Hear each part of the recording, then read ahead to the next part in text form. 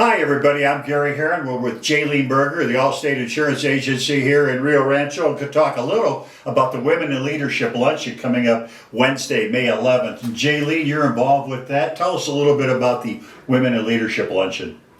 Well, we've been trying to get this group started for a while. Susan Sheridan from the Rio Rancho Chamber of Commerce, it was always her dream, and we have gotten it started. We've had, I think, four meetings, maybe only three.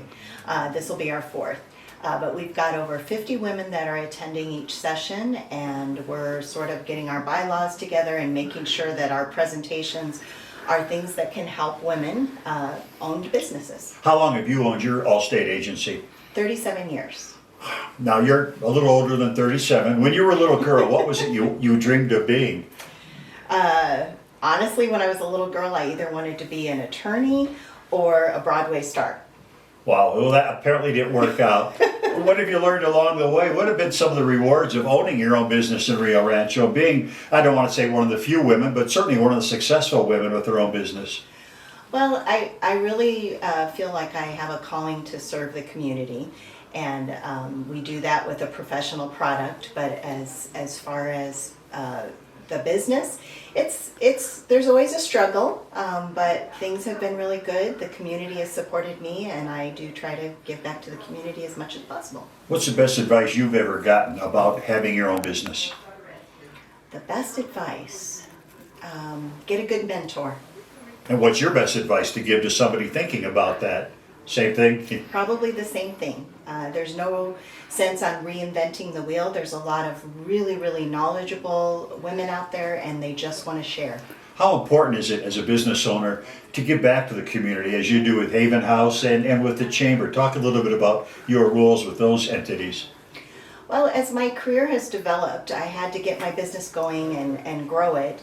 And then because I'm affiliated with a corporate entity, I have been able to not only serve my passions, but been able to find monies through different resources to actually be able to do that and give back to the community. When I moved to Rio Rancho, there was about 10,000 people here. And so I've grown with the community, and they have been very good to me, so I put all my efforts to try to give back as much as possible. Now the Women in Business Leadership Luncheon that's coming up, you were telling me the other day there's a lot of women that are going to be there. Mm-hmm. Is this something that's just growing by leaps and bounds as the city of Rio Rancho has?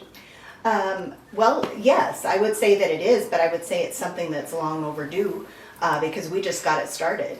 And so we're just, like I said a little bit earlier, we're just sort of creating what kind of speakers we can bring in to help women.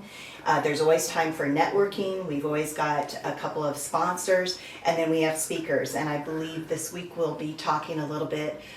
We've got some featured speakers that are going to be helping with loans for women in business, how to structure that business a little bit, and it's exciting. Speaking of loans for businesses, that involves finances, and you help women at Haven House with knowing a little bit more about financial matters. Talk a little bit about your involvement there. Well, I started out working at Haven House with helping with what they call life workshops and helping women learn a little bit because domestic violence isn't always physical. A lot of it is financial. And these women don't know how to, and I shouldn't say women because we also have men that also are clients of the shelter, but some of them, they don't even know how to balance a checkbook, how to manage money at all. And so I do a little workshop that has a little bit with setting a budget, giving them resources, and then of course insurance as well. What's another goal? Something else you want to make sure gets done before you decide to close down or move on from Allstate? Oh, that's a great question. I don't know. I like to have all these one great questions. Do you have a great answer? I don't. Whenever I do decide to sell my agency, because I really was hoping my kids would go into it, but they are very successful in their other careers. I don't really want to say leave a legacy, but I want to leave a good agency that someone can come in and I can mentor and take over because it's been a wonderful career. Well, thanks for coming down here. Jalene Berger, very successful Women in Leadership or Women in Business Leadership Luncheon next Wednesday, sponsored by the Chamber. You know where to find them. Thanks.